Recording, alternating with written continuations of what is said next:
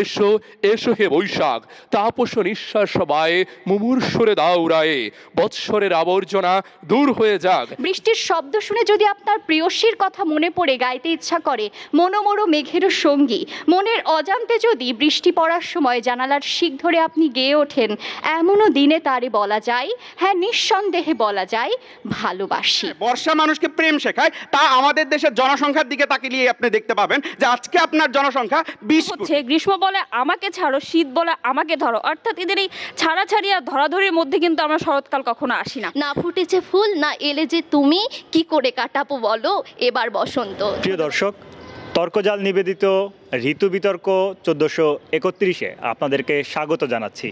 আজকের যে বিষয়টি নিয়ে বিতর্ক অনুষ্ঠিত হবে সেটি হচ্ছে ঋতু আসে ঋতু যায়, আমার মতো কেহ নয়।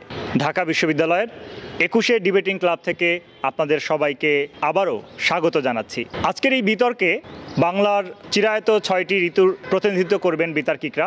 তারা হচ্ছেন, গ্রীষ্মকালের প্রতিনিধিত্ব করবেন মবিন মজুমদার, বর্ষাকালের প্রতিনিধিত্ব করবেন ফারজানা নির্জনা, শরৎ ঋতুর প্রতিনিধিত্ব করবেন নাদিয়া ফারহানা তিতলি, হেমন্ত ঋতুর প্রতিনিধিত্ব করবেন পিয়াস মাহমুদ, শীত ঋতুর গুণাগুণ বৈশিষ্ট্য তুলে ধরবেন সালমা নওশিন এবং বসন্ত ঋতু কেন শ্রেষ্ঠ সেটি বলে যাবেন চন্দ্রিকা মণ্ডল।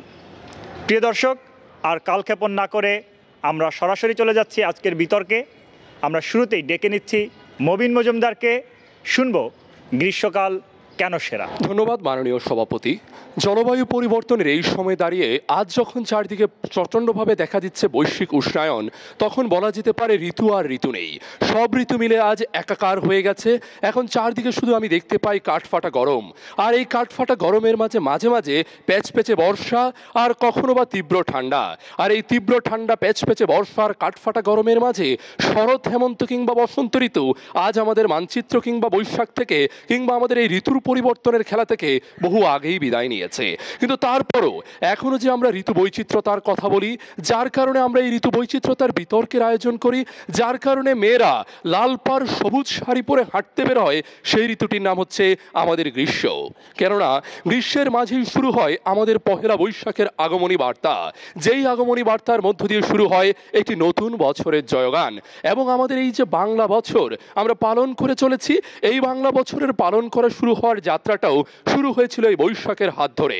আমরা যদি একটু পুরাতন ইতিহাস বলার চেষ্টা করি তাহলে খুব ভালোভাবে দেখতে পাই সম্রাট আকবর যখন শুরু করেছিলেন এই আমাদের বাংলা নববর্ষ কিংবা বাংলা বছর, তখনও শুরু হয়েছিল বৈশাখের হালখাতা কিংবা বৈশাখের সময়টিতে খাজনা দেওয়ার কথা বলেই। অর্থাৎ বৈশাখের সেই সময়টিতে ফসল উঠবে, মানুষ খাজনা দিবে, মানুষ নতুন করে কিছু কিনবে, মানুষ তাদের সেই সকল দেনা পাওনা যত কিছু আগের বছরে ছিল সব কিছু মিটিয়ে দেবে। আর এভাবেই এটি নতুন বছরের যাত্রা শুরু হবে। আর এই পুরো ব্যাপারটি ঘটতো আমাদের এই বৈশাখকে কেন্দ্র করে। পরবর্তীতে আমরা দেখতে পাই আমাদের রাজনৈতিক যে স্মৃতিচিত্র, সেখানটাতেও বৈশাখ কিংবা আমাদের এই গ্রীষ্মকালের শুরুটা কতটা গুরুত্বপূর্ণ অবদান রেখেছে। যখন পাকিস্তানি শাসনামলে আমাদের বাংলার সংস্কৃতি আমরা ভুলতে বসেছিলাম, তখন এই পহেলা বৈশাখ আয়োজনকে কেন্দ্র করেই আবার আমাদের বাংলার সংস্কৃতি মাথা তুলে দাঁড়িয়েছিল। আর যদি পিছনের সেই গল্প বলি, পিছনের সেই গল্প তো দেখতে পাই রবীন্দ্রনাথ ঠাকুর কিংবা জোড়াসাঁকোর ঠাকুর পরিবারে যখন আমাদের বাংলা নববর্ষ কিংবা বাংলা নববছর পালিত হওয়া শুরু হয়েছিল ইংরেজ শাসনের বিরুদ্ধে, আমরা যখন কথা বলতে শুরু করেছিলাম, তখনও যে জিনিসটি সবচেয়ে গুরুত্বপূর্ণ ভূমিকা রেখেছিল সেটি হচ্ছে পহেলা বৈশাখ।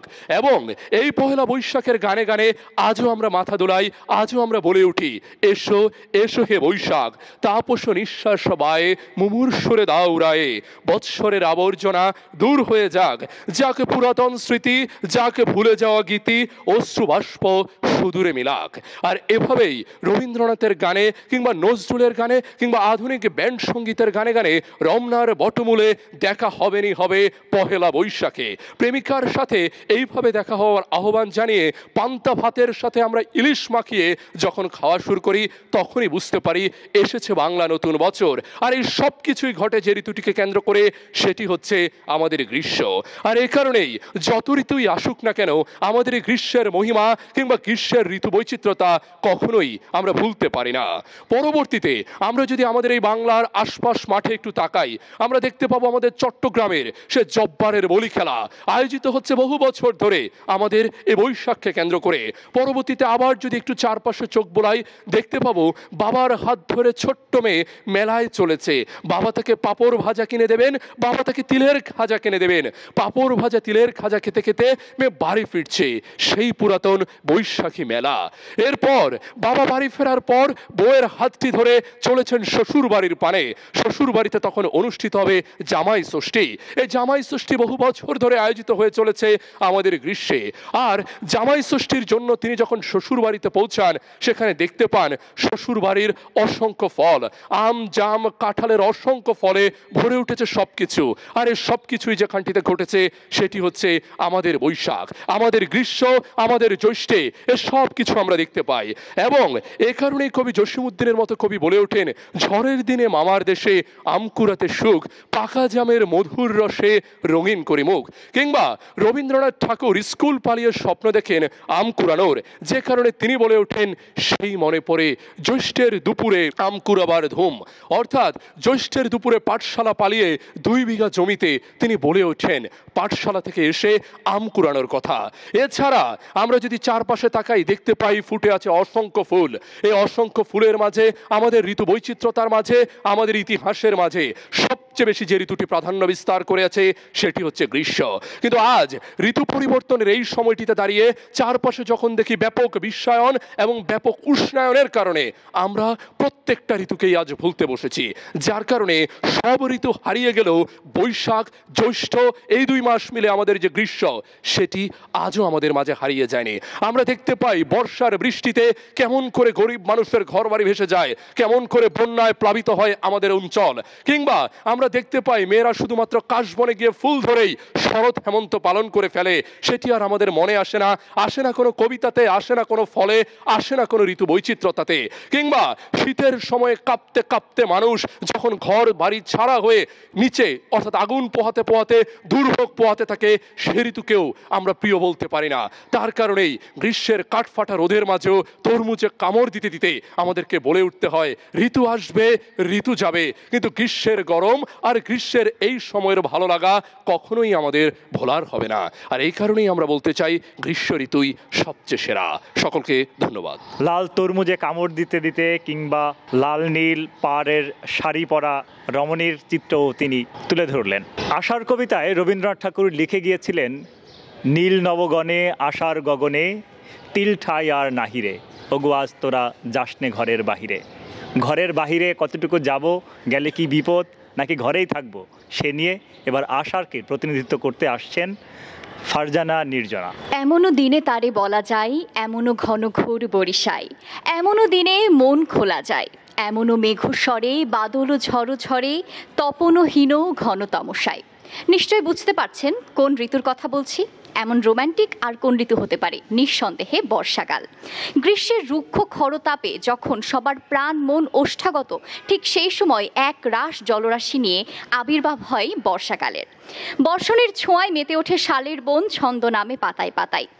বাংলার পঞ্জিকা অনুযায়ী আষাঢ় ও শ্রাবণ এই 2 মিলে হলো বর্ষাকাল।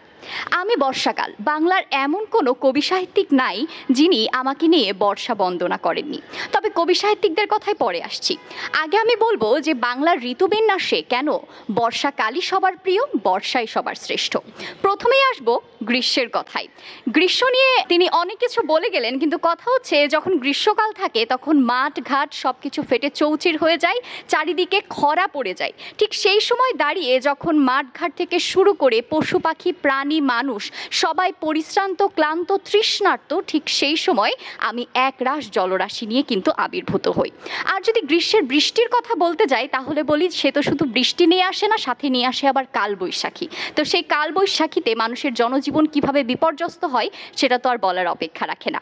এবারে আমি আসি বর্ষার দিকে। তাহলে গ্রীষ্মের পর যখন বর্ষা আসে, বর্ষা তো কালবৈশাখীকে সম্পূর্ণ পিছনে ফেলে আসে এবং সেই সাথে সে নিয়ে আসে এক রাশ প্রেম আর ভালোবাসা। যখন প্রেয়সী গ্রীষ্মে কদম ফুলের বদলে কাঁঠাল পেয়ে মুখ ফুলিয়ে বসে থাকে, ঠিক তখন প্রেমিকা হাতে করে বর্ষা এলে একগুচ্ছ কদম ফুল নিয়ে প্রেয়সীকে বলে, এসো নিপবনে ছায়াবিথি তলে, এসো করো স্নান নবধারা জলে। তখন কদম আর তৃণঘাসে প্রেমিকার চোখে ফুটে ওঠে আনন্দের জলরাশি। আর ঠিক তাই বর্ষা ঋতুই কিন্তু সেক্ষেত্রে প্রেমিক প্রেমিকা সবার কাছেই প্রিয়।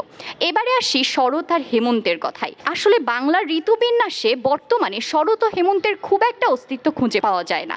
আজকে হয়তো হেমন্ত এসে বলবে যে যখন ধান কাটা হয় তখন সেই ধান ঘরে তোলা হয় হচ্ছে হেমন্ততে, বা সমস্ত ফসলই ঘরে ওঠে হেমন্ততে। কিন্তু কথা হচ্ছে এই যে ফসল আপনারা ঘরে তুলছেন, সেই ফসলকে জন্ম দিল কোন কাল, বা ফসল জন্ম হলো কিন্তু বৃষ্টি থেকে। আমি বর্ষাকাল সেই সমস্ত ফসল বাংলাদেশের একদম অভিভাবকের মতো পানি দিয়ে তাদেরকে বড় করে তুলি, তারপর তারা শরৎ হেমন্ততে গিয়ে কৃষকের ঘরে ওঠে। এখন আসি শীতকালের দিকে। শীতকাল কিন্তু ভীষণ আনরোম্যান্টিক একটা ঋতু। গায়ের উপর বস্তা সম কাপড় চাপিয়ে রোদের এক চিলতে দেখা পাওয়ার জন্য সারাটা দিন অপেক্ষা করতে হয়। আরও একটা বিষয় আছে, আপনারা কি কখনো বর্ষার্ত মানুষের কথা শুনেছেন? শোনেননি, কিন্তু শীতার্ত মানুষের কথা কিন্তু শুনেছেন। অর্থাৎ দারিদ্র্যপীড়িত জনগণের যখন অতিরিক্ত শীতে যে দুরাবস্থা হয় সেটা কিন্তু আর বলার অপেক্ষা রাখে না। এইবারে আমি আসি বসন্তের দিকে। বসন্ত অবশ্যই খুব সুন্দর একটা ঋতু, কিন্তু কথা হচ্ছে বাংলাদেশে বর্তমান অবস্থায় বসন্ত ঋতু তার স্বকীয়তা হারিয়েছে। যেমন বসন্তের শেষ যেই মাসটি অর্থাৎ চৈত্রতে কিন্তু আর বসন্ত খুঁজে পাওয়া যায় না। চৈত্রতে একদম খা রোদ্দুর পড়ে, আর এই বসন্ততে গ্রীষ্মেরও অনুপ্রবেশ ঘটে গেছে চৈত্রতে। তাই বসন্ত তার নিজস্ব স্বকীয়তা বা বৈশিষ্ট্য কিন্তু অনেকটাই হারিয়েছে। এবারে আপনি বর্ষাকালকে দেখুন। বর্ষাকালে যে সারা দিন রাত বৃষ্টি হয় এমন কিন্তু না। বর্ষাকালে কখনো কখনো একটু রোদের দেখা পাওয়া যায়, রোদের মিষ্টি হাসি দেখা যায়, এবং সেই সাথে আবার বিকেলে বা মধ্যরাতে বৃষ্টি নামে। হ্যাঁ, অনেকে হয়তো বলে থাকেন যে বর্ষাকালের বৃষ্টি অফিসগামী বা স্কুলগামী মানুষের জন্য বেশ বিরক্তির বা অসুবিধার কারণ। কিন্তু কথা হচ্ছে মাননীয় সভাপতি, আপনি যদি একটু গ্রামের দিকে তাকান, নদীর বুকে রং বেরঙের পালতোলা নৌকা কিংবা মাঝির ভাটিয়ালি গান, বা কৃষকের ঘরের অখণ্ড অবসর, অথবা বর্ষার জল তরঙ্গে দুরন্ত গ্রাম্য বালকের ভেলায় ভেসে মেঘের কোলে রোদ হেসেছে বাদল গেছে টুটি, আজ আমাদের ছুটি ও ভাই আজ আমাদের ছুটি গেয়ে ওঠা, এগুলো যদি আপনি পরিলক্ষণ করেন তাহলে বুঝতে পারবেন এই বর্ষার মহত্ব। আবার যদি আপনি শহরের দিকে আসেন, এই শাহবাগ চত্বরেই দেখুন না, আমার বর্ষণের বাড়ি ধারায় যখন প্রেমিক প্রেমিকা এক ছাতার নিচে দুজনের হাত ধরে, ভরসার হাত ধরে রাস্তা পার হয়, অথবা দুই বান্ধবী একজন আরেকজনকে সাহায্য করতে নিজের ছাতাটা এগিয়ে দেয়, তখন বর্ষার এই রূপমাধুর্য আপনি আর কোন ঋতুতে পাবেন বলুন? বর্ষা কিন্তু এই ইট কাঠ পাথরের ধুলাবালির শহরকেও একটা রোমাঞ্চ লাগিয়ে দেয়, রোমান্টিকতা নিয়ে আসে। এমনকি ঢাকার যে বুড়িগঙ্গা নদী, সেই বুড়িগঙ্গা নদীর পানিও কিন্তু কিছুটা বিশুদ্ধ হয় এই বর্ষাকালে। এবারে আসি বর্ষার যে অর্থনৈতিক গুরুত্ব আছে সেদিকে। আমরা জানি বাংলাদেশ কৃষি প্রধান দেশ, আর বৃষ্টিপাত ছাড়া কৃষি অসম্ভব। আর বর্ষাকালের এই বৃষ্টি কিন্তু কৃষকদের সেচের চিন্তা দূর করে। তাই আমি বর্ষাকাল শুধু রূপমাধুর্যে না, বরং বাংলাদেশের অর্থনীতিতেও সিংহভাগ অবদান আমার। একটি হচ্ছে কৃষিক্ষেত্রে এবং আরেকটি পর্যটন শিল্পে। এছাড়াও বর্ষায় আনারস, পেঁপে, কলা, পেয়ারা প্রভৃতি প্রচুর পরিমাণে উৎপাদন হয়। জাতীয় মাছ ইলিশের দামও কিন্তু হাতের নাগালে আসে এই বর্ষাতেই। রবীন্দ্রনাথ লিখেছেন, ঋতুর মধ্যে বর্ষাই কেবল একমাত্র যাহার জুড়ি নেই, গ্রীষ্মের সঙ্গে তার মিল হয় না, গ্রীষ্ম দরিদ্র সে ধনী। আর শরতের সঙ্গেও তার মিল হইবার কোনো সম্ভাবনা নেই, যে ঋণী সে কৃতজ্ঞ নহে। তাই বর্ষা হলো কবিদের ঋতু। রবীন্দ্রনাথের গীতবিতানে 283টি প্রকৃতি পর্যায়ের গানের সংকলন আছে, যার মধ্যে 120টি গানই হচ্ছে বর্ষা পর্যায়ের। নজরুলও কিন্তু কম যাননি এই বর্ষা বন্দনায়। কখনো তিনি লিখেছেন শাওন রাতে যদি স্মরণে আসে মোরে, কখনো তিনি লিখেছেন এসো হে সজল শ্যাম ঘন দেয়া, এসো স্নিগ্ধ শ্যাম বেনি বর্ণা মালবিকা। এছাড়াও রূপসী বাংলার কবি জীবনানন্দ দাশ বর্ষাকে উপস্থাপন করেছিলেন ঋতু রানী হিসেবে। শামসুর রহমান লিখেছিলেন, বর্ষা আপনাকে আমি ভালোবাসি প্রিয়জনের মতো। তাই তো বলি বাংলাদেশের বর্ষণ মুখর রূপটি অত্যন্ত আকর্ষণীয়। ধরুন আপনি ঘুরতে যাবেন, আপনি কোন ঋতুতে ঘুরতে যাবেন? গ্রীষ্মকালে যাবেন, হাওর বাওর নদী নালা সব কিছু শুকিয়ে গেছে। আপনি শরৎ বা হেমন্তে যাবেন, সেক্ষেত্রেও আপনি খুব একটা সৌন্দর্য অবলোকন করতে পারবেন না। আপনি শীতকালে যাবেন, প্রথমত আপনাকে 10টা লাগেজ বাঁধতে হবে গরম কাপড় নেওয়ার জন্য, দ্বিতীয়ত গাছের কোনো সবুজ পাতা আপনি দেখতে পারবেন না। আর বসন্ত, ওই যে বললাম বসন্তে গ্রীষ্মের একটা অনুপ্রবেশ ঘটে গেছে, সেই খাঁখা গরম। সেজন্য আপনাকে বেছে নিতে হবে বর্ষাকাল। আমি বর্ষাকাল যখন প্রকৃতিতে বিরাজ করি তখন একবার দেখে আসুন না বিছানাকান্দি, সাদা পাথর বা হারিয়ে যান জাফলংয়ের নীল জলধারায়, কিংবা আপনি যেতে পারেন নাফাখুম, ধূপপানি, জাদুপাই কিংবা হামহাম জলপ্রপাতে, অথবা আপনার সদ্য বিবাহিতা স্ত্রীকে নিয়ে হারিয়ে যেতে পারেন মাধবকুণ্ড জলপ্রপাতে। আপনি অন্য কোনো ঋতুতে গেলে কিন্তু জলপ্রপাতের এমন সৌন্দর্য অবলোকন করতে পারবেন না। তাই তো বাংলার বর্ষা ঋতু সৌন্দর্যে দাক্ষিণ্যে প্রভাবে আমি অতুলনীয়। আপনার মনে যদি ভালোবাসা থেকে থাকে, বৃষ্টির ছন্দে যদি আপনার প্রাণ নেচে ওঠে, বৃষ্টির শব্দ শুনে যদি আপনার প্রিয়সীর কথা মনে পড়ে গাইতে ইচ্ছা করে, মনোমরো মেঘেরও সঙ্গী, মনের অজান্তে যদি বৃষ্টি পড়ার সময় জানালার শিক ধরে আপনি গেয়ে ওঠেন, এমনও দিনে তারে বলা যায়, হ্যাঁ নিঃসন্দেহে বলা যায় ভালোবাসি। তাহলে অবশ্যই আপনিও স্বীকার করবেন, ঋতু আসে ঋতু যায়, বর্ষার মতো কেহ নয়। ধন্যবাদ। আজি ধানের ক্ষেতে রৌদ্র ছায়ায় লুকোচুরির খেলা, নীল আকাশে কে ভাসালো সাদা মেঘের ভেলা। প্রিয় দর্শক, এ পর্যায়ে আমরা বিতর্কের জন্যে ডেকে নিচ্ছি শরৎ ঋতুকে প্রতিনিধিত্বকারী নাদিয়া ফারহানা তিতলিকে। শরৎ তোমার অরুণ আলোর অঞ্জলি, ছাড়িয়ে গেল ছাপিয়ে গেল মোহন আঙ্গুলি, বলে গেছেন কবিগুরু রবীন্দ্রনাথ ঠাকুর। শুধু কবিগুরু রবীন্দ্রনাথ ঠাকুর নয়, 200 বছর আগে বিখ্যাত কবি জন কিটসও কিন্তু তার টু অটোমন কবিতায় তিনি শরতের সৌন্দর্য কথা তুলে ধরেছেন। বাতাসে শিউলির গন্ধ, কাশফুলে এলোমেলো ঢেউ, সুসজ্জিত নীল আকাশ জানিয়ে দেয় শরতের আগমনী বার্তা। ভোরে হালকা কুয়াশা, যখন সূর্যোদয় উঠে তখন একটু মৃদুমন্দ হাওয়া, দুপুরে কাঠফাটা রোদ, এরপর ঝুম বৃষ্টিতে স্নিগ্ধতা, সন্ধ্যার শেষে আবার জ্যোৎস্নার আলো, সব কিছু মিলিয়ে এক ঋতুতে পেয়ে যাচ্ছেন সব কিছুই। কবিগুরু রবীন্দ্রনাথ বলেছেন, আমরা বেঁধেছি আকাশে গুচ্ছ, আমরা গেঁথেছি শেফালি মালা, নবীন ধানের মঞ্জুরি সাজিয়ে এনেছি ডালা, এসো হো শারদ লক্ষ্মী, তোমার শুভ্র মেঘের পথে এসো নির্মল পথে। কবিগুরু রবীন্দ্রনাথ তার ওগো বিদেশিনীতেও তিনি গানের ছলে শরতের মুগ্ধতার কথা তুলে ধরেছেন। শরতে আমরা পেয়ে থাকি নানান রকমের ফুল, যেরকম বসন্ত হোক, বর্ষা হোক, গ্রীষ্ম হোক, আমরা শরতেও কিন্তু আমাদের সাদা যে মনোমুগ্ধকর ফুলগুলো আছে সেগুলো পেয়ে থাকি, যার ফলে সহজেই কিন্তু আমরা প্রেমিকাকে আকৃষ্ট করতে পারি।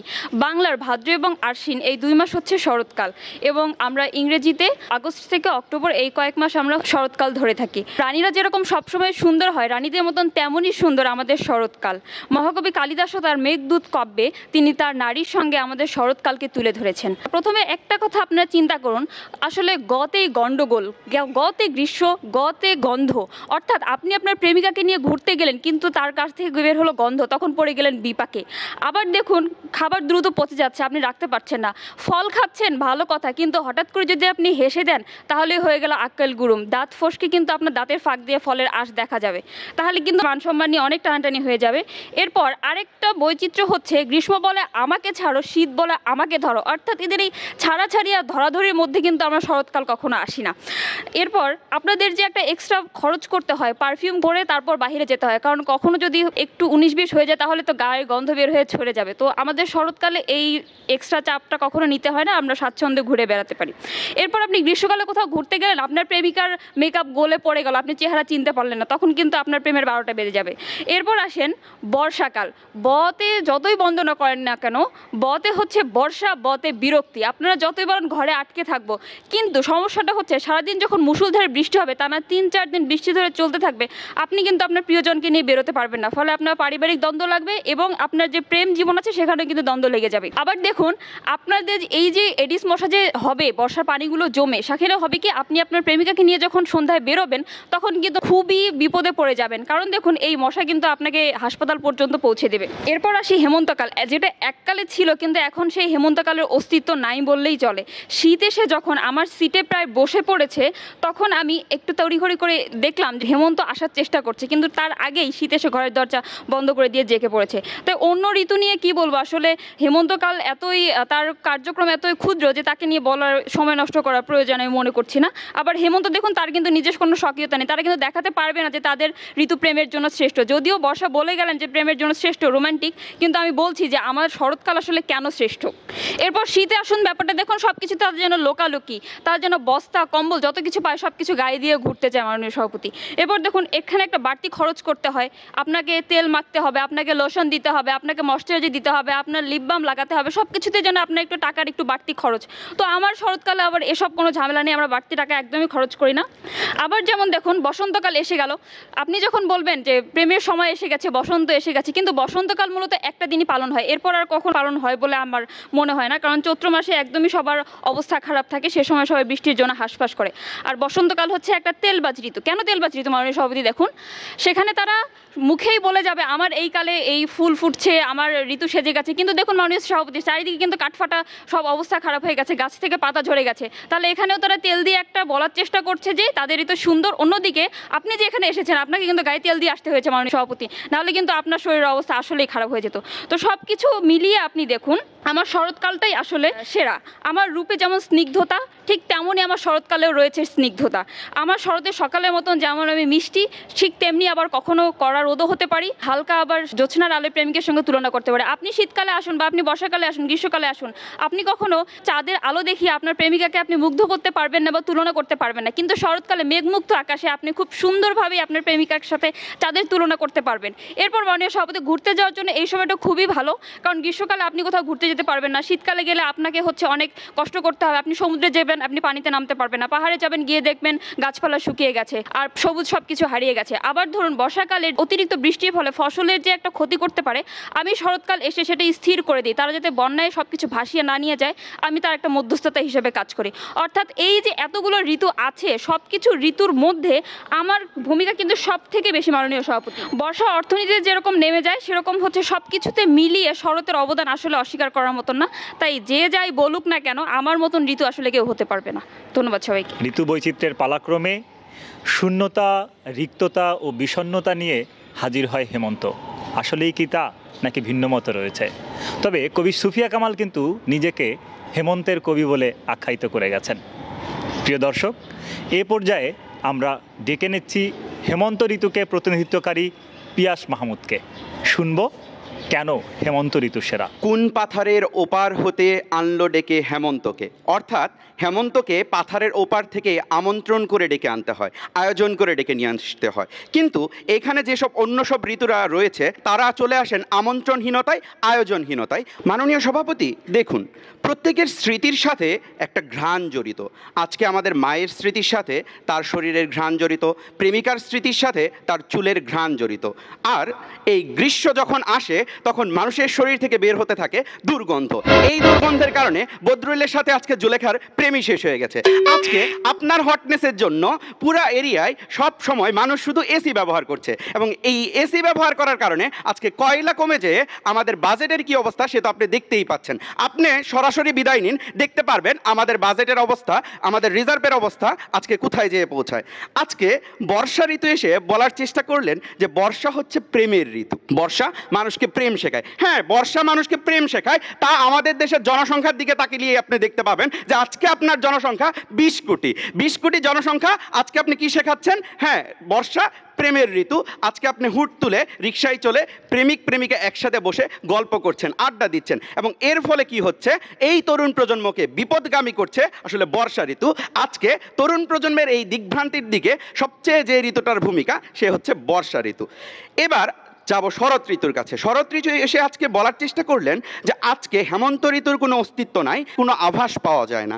কিন্তু আমি যদি শরৎ ঋতুর দিকে তাকাই তাহলে দেখতে পাবো আজকে শরতের যেসব ফুলের কথা তিনি বলে গেলেন, সাদা ফুলের কথা বলে গেলেন, সেই ফুলগুলো এখন আর শরতে ফুটছে না। যেই শিউলি নিয়ে শরতের এত গর্ব, সেই শিউলি এখন কিন্তু হয়ে গেছে ফুল। এই শিউলি নিয়ে কবি বলেছেন, শিউলি তলায় ভোরবেলায় কুসুম কোরায় পল্লীবালা, শেফালি পুলকে ঝরে পড়ে মুখে, খুপাতে চিবুকে আবেশে উতলা। আবার আপনি যদি রবীন্দ্রনাথ ঠাকুরের গানে যান তাহলে সেইখানে কি বলছেন রবীন্দ্রনাথ ঠাকুর? শিউলি ফুল এমনও ভুল এমনও ভুল। দেখেন আপনার যেই ফুলগুলা আপনার স্বকীয়তা রক্ষা করছিল সেগুলো চলে আসছে আজ হেমন্তের ভেতরে। তার মানে কি আজকে শরতের অস্তিত্ব বিলীন হচ্ছে, তার মানে শরৎ আজ বিলীন হয়ে যাচ্ছে। এবার যাব শীতের কথায়। দেখেন শীত একটা কমরেড ঋতু।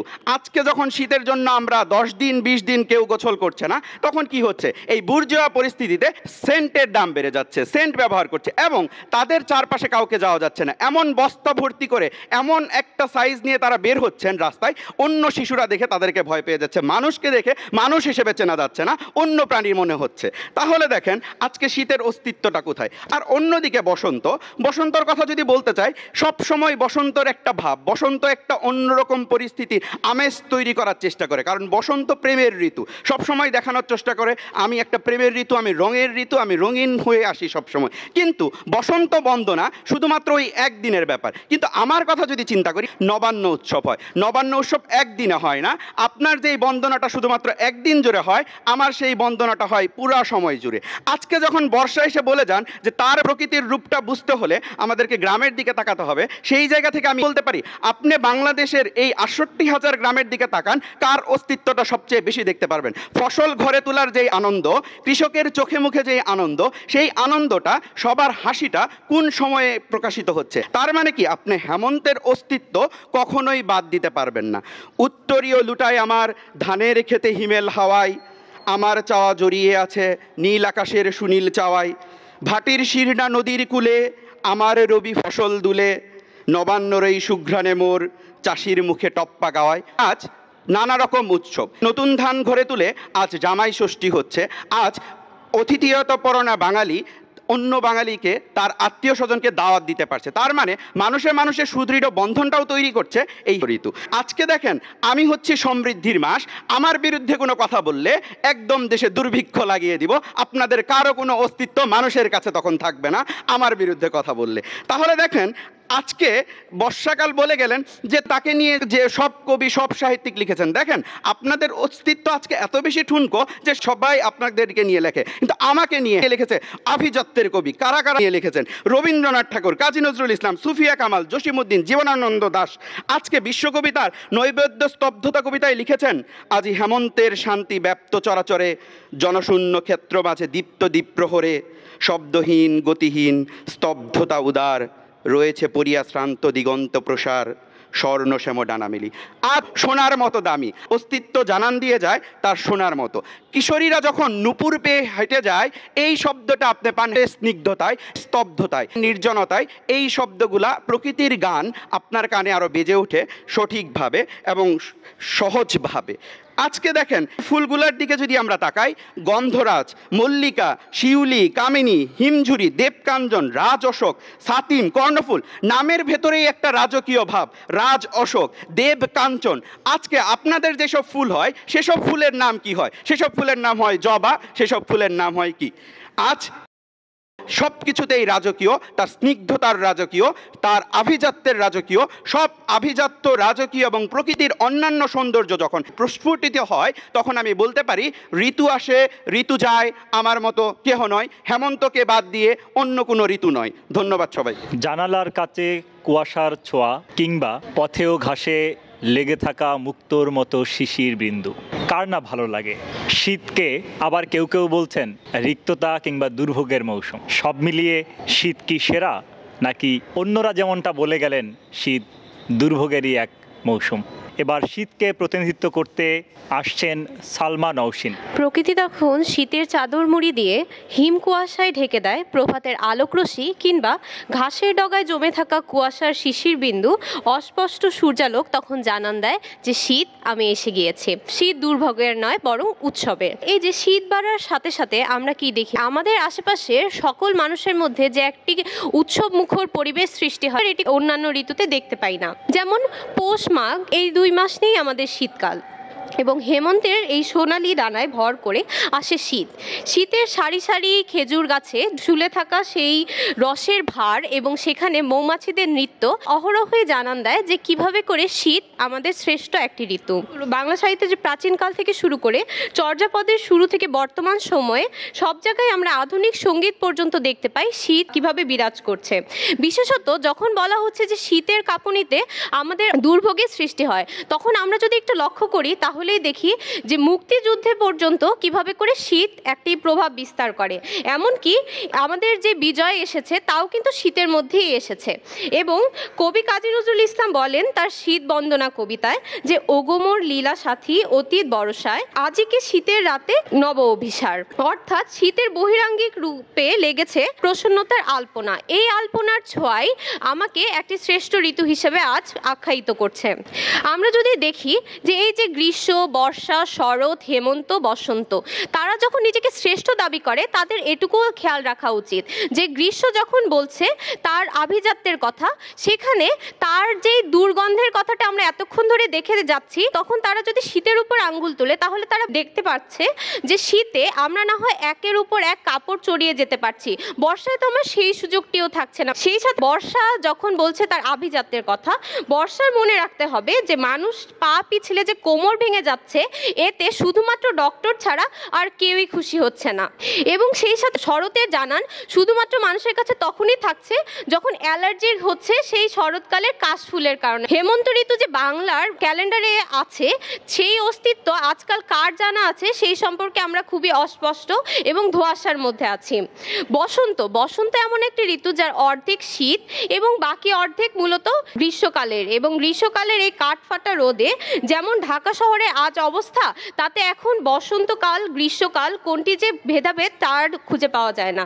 সেই জায়গায় আমরা যদি আসি শীতের কথায়, শীতের আভিজাত্যটি একটু আমরা লক্ষ্য করি। আমরা দেখি যে সারা বছরে বাচ্চাদের কোনোভাবেই সবজি খাওয়ানো সম্ভব হচ্ছে না, সেইখানে শীত কিভাবে করে এই সবজিগুলোকে নিয়ে আসছে এবং এই সবজিগুলো ব্যাগ ভর্তি করে যখন বাবারা বাড়িতে নিয়ে যাচ্ছে এবং শিশুদেরকে সেগুলো উপভোগ করার একটি সুযোগ হচ্ছে। সেই সবজিগুলোর মধ্যে যেমন ফুলকপি, বাঁধাকপি, সিম, টমেটো, লাউ, মূলা, গাজর, কুমড়ো এবং সাথে অন্যান্য সব কিছু ব্যাগ ভর্তি করে এসব সবজি শুধু বাড়িতেই আসছে না, শিশুরাও যখন আহার হচ্ছে তাদের পিতামাতারাও যেমন সেখানে খুশি হচ্ছে, সেই সাথে সকলের একটি আনন্দের জায়গা সৃষ্টি হচ্ছে। ফুলের কথাটি যদি আমরা দেখি তাহলে আমরা দেখব এই যে সূর্যমুখী ফুল সূর্যের দিকে ঘুরে তাকিয়ে যখন শীতের জানান দিচ্ছে, তখন সূর্যমুখী ফুলের আভিজাত্য জানান দেয় যে শীত কিভাবে করে শ্রেষ্ঠ। সেই সাথে ডালিয়া, গাঁদা, ডেইজি, পপি, মর্নিং গ্লোরি সেসব ফুল তো আছেই, সেই সাথে বারান্দায় ঝোলানো যেসব ফুলগুলো আমরা দেখি যে সেগুলো আমাদের স্বর্গীয় এক অনুভূতি সৃষ্টি করে, যেমন মর্নিং গ্লোরি, সুইট পি এবং অন্যান্য ফুলগুলো। এবং আমরা যদি এবার ফলের সমাহারে আসি, আমরা ফলে দেখি যে এই যে ভাইটামিন সি যুক্ত কমলা লেবু মূলত শীতকালে আমাদের সকলের হাতের কাছে পাওয়া যায়। কমলা লেবুর সাথে ডালিম, এত পুষ্টিকর একটি ফল, সেই ডালিম যা আনার হিসেবেও অনেকে চেনে, সেটাও আমাদের খুব হাতের কাছে চলে আসে শীতকালে। এবং সেই সাথে সফেদা, জলপাই অন্যতম ফল যেগুলো আমাদের সকলের কাছে খুব জনপ্রিয়তা লাভ করে। অর্থাৎ আমরা যদি দেখি এই সাথে বাংলা সাহিত্যে বাগধারা কিংবা অন্যান্য জায়গায়ও শীতের কিভাবে সমাহার রয়েছে। যখন আমরা বলি যে পৌষের শীত মোষের গায়ে, মাঘের শীত বাঘের গায়ে, সেই সাথে খনার বচনেও শীতের জানান দেওয়া হয়, সেটা হলো যে উনো বর্ষা দুনো শীত। অর্থাৎ সর্ববিস্তার জুড়ে যে শীতের জানান দেওয়া হয়, সেই সাথে আমরা যদি দেখি যে শীতকালে কি হচ্ছে, শীতকালে আমাদের অন্যান্য যে অতিথি পাখিগুলো আসে বাংলাদেশে, অর্থাৎ শীতের মাধ্যমে তারা বাংলাদেশে এক আভিজাত্য নিয়ে আসছে। সুতরাং আমাদের যেই ঋতু আসুক বা যেই ঋতুই যাক না কেন, শীতের মতো আভিজাত্য কিংবা শীতের মতো শ্রেষ্ঠ ঋতু আর কোনোটিই নয়। ধন্যবাদ। তিনি কি অনেকটা স্বীকার করেই গেলেন বর্ষা যদি কম হয় তাহলে শীতের পরিমাণ খুব বেশি হয়। তিনি স্বীকার না করলেও খনা কিন্তু এমনটাই বলে গিয়েছিলেন। যা হোক, প্রকৃতিতে দীর্ঘ বিরতির পর বা দীর্ঘ প্রতীক্ষার পর আসে বসন্ত। এই বসন্তকে কেউ কেউ বলেন ভালোবাসার সময় বা ভালোবাসার মাস, আবার কোনো কোনো সাহিত্যিক বসন্তকে আখ্যা দিয়েছেন বিচ্ছেদের সময় হিসেবে। বসন্তকে স্বীকারই করেননি ইংরেজি সাহিত্যের একজন কবি। ফলে বসন্ত কি আসলেই আছে, নাকি সে শীত এবং গ্রীষ্মের দোটানায় হারিয়ে গিয়েছে? তার স্বকীয়তার কথা আমরা শুনবো তার কাছ থেকেই। আসছে বসন্ত ঋতুকে প্রতিনিধিত্ব করতে চন্দ্রিকা মণ্ডল। শীত উড়ে চলে যাচ্ছে চারধার থেকে, ধূসর কার্নিশ থেকে, চিলেকোঠা থেকে, গাছের মিনার থেকেও চলে যাচ্ছে বসন্ত আগুনে। মাননীয় সভাপতি, যে ভোরে প্রকৃতি পরে বাসন্তী শাড়ি, ভ্রমরাও করে উন্মাদনা ভারী, যে ভোরে রবীন্দ্রনাথ লিখে যান বাসন্তী হে ভুবন মোহিনী, কিংবা পঞ্চম স্বরে কোকিল ডেকে ওঠে কুহুতানে, সেই ঋতু যে ঋতুরাজ হিসেবে চারিদিকে রাজ করবে এ কথা বলার অপেক্ষা রাখে না। মাননীয় সভাপতি, আমি নির্বিবাদী ঋতু। আমাকে অপছন্দ করে এমন মানুষ আসলে খুঁজে পাওয়াই ভার। তারপরও যদি কেউ অপছন্দ করে সেটি নেহাতে ষড়যন্ত্র। মাননীয় সভাপতি, মনে করুন আপনি ভোরবেলা হাঁটছেন, আপনার পায়ের নিচে রক্ত শিমুল, মাথার উপরে তপ্ত পলাশ। এর থেকে সুখকর কিছু হতে পারে কি? কখনো দেখবেন পলাশের ডগায় খেলা করছে বেনে বউ, সাত ভাই, কিংবা টিয়া অথবা বউ কথাকাও। মাননীয় সভাপতি, আপনি আমাকে ফুলের নামে ডাকলেও আমি কিন্তু অভিমান করব না, তবে সেই ফুল হতে হবে অবশ্যই বসন্ত ঋতুতে ফোটা। যেমন হতে পারে অশোক, হিমঝুরি, ইউক্যালিপটাস, রুদ্রপলাশ, কুরুচি, কুসুম কিংবা স্বর্ণশিমুল। মাননীয় সভাপতি, আজকে কেউ বসন্তকে স্বীকারই করলেন না। লক্ষ্য করুন, আজকে আপনি যেখানে বসে আছেন আপনার মাথার উপরে কোনো শীতাতপ নিয়ন্ত্রিত যন্ত্র নেই, কিংবা আপনার গায়ে কোনো ভারী শাল নেই। আবার দেখুন, আপনার মাথার উপরে কচি কিশলয় খেলা করছে বাতাসে। তাহলে আপনি কিভাবে বসন্তকে অস্বীকার করছেন? আপনি বসন্তকে অস্বীকার করছেন মানে আপনি নিজের অস্তিত্বকেই আসলে অস্বীকার করছেন। বসন্তের রূপে গুণে মুগ্ধ হয়ে ইংরেজ কবি লিখে গেছেন, spring, the sweet spring, the year pleasant ফিং, then blooms is thing, then maid dance in ring, cold doesn't sing, but pretty girls, pretty birds do sing. মাননীয় সভাপতি, লক্ষ্য করুন, কিংবদন্তি আব্দুল করিম তিনি বলে গেছেন, বসন্ত বাতাসে সৈগ, বসন্ত বাতাসে বন্ধুর বাড়ির ফুলের গন্ধ আমার বাড়ি আসে। বসন্ত যে সবসময় মধুময় মাস হবে এমনটি কিন্তু নয়। বসন্ত হতে পারে প্রতিবাদী মাসও, যেমনটি নজরুল বলে গেছেন, এলো খুন মাখা তৃণ নিয়ে খুনেরা ফাগুন। আবার লক্ষ্য করুন, আমাদের সাহিত্যে বঙ্কিমচন্দ্র চট্টোপাধ্যায় বসন্তকে সব থেকে বেশি সুন্দরভাবে পরিস্ফুটন করেছে। কিভাবে? তিনি তার কৃষ্ণকান্তের উইলে রোহিণী যখন পুকুর ঘাট দিয়ে হেঁটে যাচ্ছিলেন, তিনি বললেন, কোথায় যেন একটি কোকিল ডাকিয়া উঠিল, মনে হইল জীবনের সব বাজে স্মৃতির কথা মনে পড়িয়া গেল, কি যেন হারাইয়া গেছে, জীবনের সর্বস্ব যেন অসার হইয়া পড়িয়াছে, মনে হইতেছে জীবনের সুখ মনে হয় পরিতৃপ্ত হইল না। মাননীয় সভাপতি, বসন্ত নিয়ে কিন্তু কালিদাসও শ্রেষ্ঠ কথা বলে গেছে। তিনি বিরোহী প্রবন্ধে বিরোহী যক্ষকে এমনভাবে তার সর্বশ্রেষ্ঠ সম্পদের কথা বলেছে, যেখানে তিনি বলেছে, সে দেশে সারা বছর ঋতু কেবল একটি, সেটি হচ্ছে বসন্ত। মাননীয় সভাপতি, আসলে একটি মিথ আছে, যে মিথটি হচ্ছে, ভাঙা বাংলার আদি যুগের রাঙা পুরোহিত গেয়ে যায় গীত, শীতের শেষে ফাগুন এসে রাঙা হলো দিগন্ত, অকারণে মনো মাঝে বিরোহীর বেনু বাজে, জেগে ওঠে ঘুমন্ত, ফুল ফুটুক আর নাই ফুটুক আজ কিন্তু বসন্ত। শিমুলের ডাল যখন ফুলে ফুলে নয়ে যায়, ঝিরিঝিরি বাতাস যখন আপনার গায়ে দোলা দিয়ে যায়, আপনি কি তখন জানেন এই বসন্ত কথাটি কোথা থেকে এসেছে? আমি বলছি, শিব পুরাণ অনুযায়ী একবার স্বর্গে প্রচণ্ড রকমের দৈত্যদের আক্রমণ হয়। এখন সে অসুরকে বধ না করলে এই যে দেবতারা স্বর্গচ্যুত হতে হবে। এখন কি উপায়? শিবকে কামে জাগ্রত করতে হবে, কারণ ব্রহ্মার বরে সেই যে অসুর আছে, অসুরকে বধ করতে পারবে একমাত্র শিবের ঐরসজাত পুরুষ। এখন শিবের মনে কামনা জাগানো সে তো ভীষণ একটি বড় ব্যাপার। মদনদেবকে প্রতিশ্রুতি দেওয়া হলো সে যাতে শিবকে কামবান নিক্ষেপ করে। সে কি করলো? প্রথমে প্রকৃতিকে ফুলে ফুলে সাজিয়ে তুললো এবং নতুন একটি ঋতুর নামকরণ করলো বসন্ত, এবং শিবকে কামের বানে নিক্ষেপ করলো। শিবের সাথে বিয়ে হলো পার্বতী কন্যার, এবং তখন ঐরসজাত হলো কার্তিকেয়। তারপর থেকে কুমারীরা কিন্তু মদন দেবের পূজা করে থাকে তাদের বিবাহের আগে। এই তো গেল শিব পুরাণের কথা। আপনারা কি জানেন লোকসাহিত্য বা লোকমুখের কথায় কি জানে? একটি দেশে ফাল নামে একটি রাজা ছিল। সে এতই অত্যাচারী ছিল কেউ তার গুণ গাইতেন না। সে খুবই ব্যথিত। সে কি করলো? একটি সভা ডাকলো, যেখানে যে বেশি তার গুণ গাইতে পারবেন তাকে তিনি অর্ধেক সম্পত্তি দান করবেন। ঠিক সময়ে রাজা ঘোড়ায় চড়ে উপস্থিত এবং শুরু হলো গুণ গাওয়া। একটি লোক এমন পরিমাণে গুণ গাইলো, নাম তার ছিল অন্ত। রাজা তাকে বিজয়ী ঘোষণা করলো এবং তাকে বলল, বসো অন্ত, আমি তোমাকে পুরস্কৃত করব। এই যে বসো অন্ত বলে রাজা চলে গেল, আর এলো না, অর্থাৎ রাজা পগার পার। তারপর থেকেই সেই অঞ্চলে শীত দুঃখ ব্যথিত হয়ে চলে গেল এবং নাম হলো বসন্ত। মাননীয় সভাপতি, এই যে গ্রীষ্ম, শীত, হেমন্ত, শরৎ এসে গেল, কিন্তু দেখুন তাদের মধ্যে কোথাও স্বস্তির নেই। বসন্তে আপনি পাবেন স্বস্তিরতা।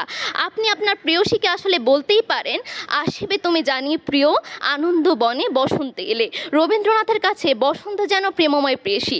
তিনি বলে গেছেন, আজি বসন্ত জাগ্রত দ্বারে, অবগুণ্ঠিত গুণ্ঠানো জীবনে করোনা বিলম্বিত দ্বারে। আজি খুলিও হৃদয় দল খুলিও, আজি ভুলিও আপন পর ভুলিও। মাননীয় সভাপতি, জীবনানন্দ কিন্তু হেমন্তের কবি, শীতের কবি, কিন্তু বসন্তের পদচারণা কিন্তু তাকে স্থির রাখতে পারেনি। তাই তো জীবনানন্দ দাশ বলে গেছে, ঘুম চোখে চায় না জড়াতে, বসন্ত রাতে বিছানায় শুয়ে আছি, এখনও যে কত রাত, ওই দিকে শোনা যায় সমুদ্র স্বরকে এবং বসন্তকে তিনি একই সাথে দেখেছেন। জীবনানন্দের মতো বড় কবি। মাননীয় সভাপতি, তাই বলতে চাই, আসলে ঋতু আসে ঋতু যায়, কিন্তু বসন্তের মতো আসলে কেহ নয়। কারণ বসন্ততে আপনি আপনার প্রেয়সীকে বলতে পারেন, না ফুটেছে ফুল, না এলে যে তুমি, কি করে কাটাবো বলো এবার বসন্ত। ধন্যবাদ মাননীয় সভাপতি, ধন্যবাদ সবাইকে। প্রিয় দর্শক, আপনারা এতক্ষণ উপভোগ করলেন ঋতু বিতর্ক 1431। 6 জন বিতার্কিকের কাছ থেকে আপনারা জেনে নিলেন বাংলার 6টি ঋতুর কথা। অনেক সমালোচনা শুনলাম গ্রীষ্মের গরমে কি করে নাজেহাল হয়, সব পচে দুর্গন্ধ ছড়ায়। আবার বর্ষারও সমালোচনা শুনলাম, কেবলমাত্র ডাক্তার ব্যতীত কেউ নাকি খুশি নয় এ ঋতুতে, কারণ পরে গিয়ে হাড় কিংবা কোমর ভাঙলে তার কাছে ছুটতে হয়। আবার শরতের বেলায় শুনলাম বিলম্বিত বর্ষায় শরৎ নাকি বিলুপ্ত প্রায়। শরৎ না হেমন্ত, এই তর্কের সমাধান আসতে না আসতেই শীতের আগমন ঋতুতে। সে সময় শীত নিয়ে বিতর্ক উঠে এ তো সর্দি জর্জরিত এক সময়। ফলে শীতের দুর্ভোগ নাকি উৎসব, তাও এক অমীমাংসিত প্রশ্ন। সর্বশেষ বসন্ত, সে কি বিচ্ছেদের নাকি ভালোবাসার, সেটিও নির্ভর করছে আপনার উপর। কবি লিখে গিয়েছেন, এমন দেশটি কোথাও খুঁজে পাবে না কো তুমি, সকল দেশের রানী সেজে আমার জন্মভূমি। দ্বিজেন্দ্রলাল রায় এই কথাটি লিখে গিয়েছিলেন বাংলার এই 6টি ঋতু নিয়ে। পৃথিবীতে এমন অনেক দেশ রয়েছে যেই দেশগুলোকে আমরা বলি হয়তো চির বসন্তের শহর, কিংবা চির গ্রীষ্মের, কিংবা পুরো বরফের দেশ। বাংলাদেশ সেখানে ব্যতিক্রম। ঋতু বদলের যে পালাক্রম বাংলার স্বাভাবিক বৈশিষ্ট্য, সেটি হয়তো জলবায়ু পরিবর্তনের কারণে আজ কিছুটা বিপন্ন। তবে আমরাই পারি আমাদের এই প্রকৃতিকে, এ দেশকে বাঁচিয়ে রাখতে। আবার এই সমালোচনাগুলো পাশ কাটিয়ে সুন্দর ফুল, ফল, উৎসব এবং নানাবিধ সৌন্দর্যে ভরে আছে এই দেশটা। সত্যি সোনালি ধানের যে গন্ধ, দিগন্ত জোড়া যে সবুজের বিস্তীর্ণ মাঠ, সেখানে দূরের একটি তালগাছ, সকালে উদিত হওয়া রক্তিম সূর্য, আভা, সব মিলিয়ে যে অপূর্ব সুন্দর এক দৃশ্যায়ন হয়, সেটি আসলে আমাদের বাংলাদেশ। এটিই বাংলার অনন্য বৈশিষ্ট্য। আমরা চমৎকার বিতর্ক শুনলাম, ঋতু আসে ঋতু যায়, আমার মতো কেহ নয়। আজকের এই বিতর্কে আমার সঙ্গে বিচারক এবং অতিথি হিসেবে ছিলেন শাফিনুজ্জামান, সাবেক সভাপতি 21শে ডিবেটিং ক্লাব এবং সাবেক সহসভাপতি ঢাকা ইউনিভার্সিটি ডিবেটিং সোসাইটি। ছিলেন মোহাম্মদ রবিন খান, সাবেক সাধারণ সম্পাদক 21শে ডিবেটিং ক্লাব এবং সঞ্চালনায় ছিলেন সাল্লাল হোসেন, বর্তমানে সভাপতির দায়িত্ব পালন করছেন 21শে ডিবেটিং ক্লাবের। সংক্ষেপে তাদের মূল্যায়ন শুনব। শুরুতেই শাফিনুজ্জামানকে। ঋতু আসে ঋতু যায়, আমার মতো কেহ নয়। ঋতু নামটি দেখে প্রথমে ভাবলাম কৈশোরে আমার যে একটা প্রেমিকা ছিল ঋতু, সে বোধহয় আজকে আসবে। সে আসবে এবং চলে যাবে, তারপর বলে যাবে আমার চেয়ে সেরা বোধহয় কেউ নয়। তো এখানে এসে দেখি যে না, সেই ঋতু নেই, অন্য 6টি ঋতু এখানে হাজির। কিছুটা মর্মাহত হলাম। একে একে 6 জনের বক্তব্য শুনলাম। 6 জনের বক্তব্যে 6 জনই সবাই বাজে বলার চেষ্টা করলো, কিন্তু একটা জিনিস ভালো লাগলো যে 6 জনের ঋতুই প্রেমময়। সবার ঋতুতেই ফুল ফোটে, সবার ঋতুতেই মানুষ ভালোবাসে। আমরা বাংলাদেশকে বলে থাকি ধানের দেশ, গানের দেশ, সাথে বলতে পারি বাংলাদেশ প্রেমের দেশ, বাংলাদেশ ভালোবাসার দেশ। সবার মাঝে ভালোবাসা ছড়িয়ে পড়ুক, সবার জন্য শুভকামনা। ধন্যবাদ।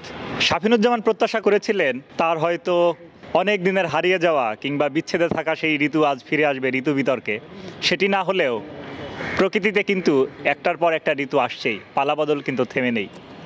সেই পালাবদলের পালায় এবার শুনব মোহাম্মদ রবিন খানের মূল্যায়ন, সাবেক সাধারণ সম্পাদক 21শে ডিবেটিং ক্লাব। এইমাত্র অনুষ্ঠিত হলো ঋতু নিয়ে একটি অসাধারণ বিতর্ক। আমার এই বিতর্ক শোনার পর আমার প্রাইমারি স্কুলের কথা মনে পড়ে গেল। একদিন আমার স্কুলে গান প্রতিযোগিতা হয়েছিল, তখন আমি একটি গান গিয়েছিলাম, সেটি হচ্ছে 6টি ঋতু গড়াই দেশ, রূপের নাইকু শেষ, সে যে আমার জন্মভূমি প্রিয় বাংলাদেশ।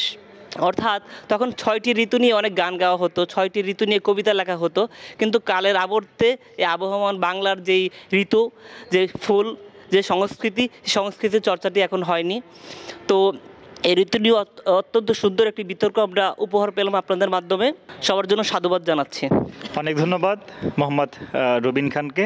রম্য বিতর্কে যিনি বর্তমানে খুব পরিচিত মুখ হয়ে উঠেছেন, 21 হল ডিবেটিং ক্লাবের সভাপতির দায়িত্ব পালন করছেন সাল্লাল হোসেন। ধন্যবাদ ভাইকে। প্রথমেই বলতে চাই যে আজকের বিতর্কে প্রথমে যে ঋতু ছিল, যদি পিছন দিক দিয়ে বলি তাহলে বসন্ত ঋতু। এখন বসন্ত ঋতু আমরা কিন্তু এখন মোটামুটি বসন্তকালে আছি, গাছে গাছে যদি একটু তাকাই কোনো পাতা নাই, কিছু নাই, অর্থাৎ বসন্ত ঋতু হচ্ছে একটা টাক ঋতু। এবার দ্বিতীয়তে যদি যাই তাহলে আসি শীতের কথা। শীত ঋতু হচ্ছে এমন, শীত এবং গ্রীষ্ম এরা হচ্ছে পুরা উল্টা ঋতু। শীত ঋতুর কথা চিন্তা করলে এই ঋতুতে হচ্ছে আপনি মনে করেন 10 দিন গোসল করবেন না, আর গ্রীষ্ম ঋতু হচ্ছে পুরা উল্টা, আপনি দিনে 10 বার গোসল করবেন, তার মধ্যে 1 বার আপনি নিজে করবেন আর 9 বার হচ্ছে ঘামের কারণে করবেন।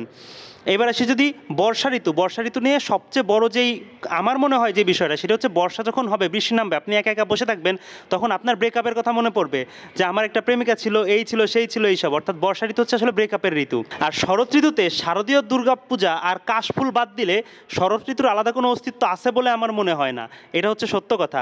তো আজকের আপনারা যারা এখানে বিতর্ক করতে এসেছেন বিভিন্ন জায়গা থেকে, 21 হলের পক্ষ থেকে আপনাদের সবাইকে ধন্যবাদ। আমরা আশা করি আপনারা আবার আমাদের হলে আসবেন এবং আমাদের হলের যে কোনো আয়োজনে আমাদের সাথে সার্বিক সহযোগিতা প্রদান করবেন। ধন্যবাদ সবাইকে।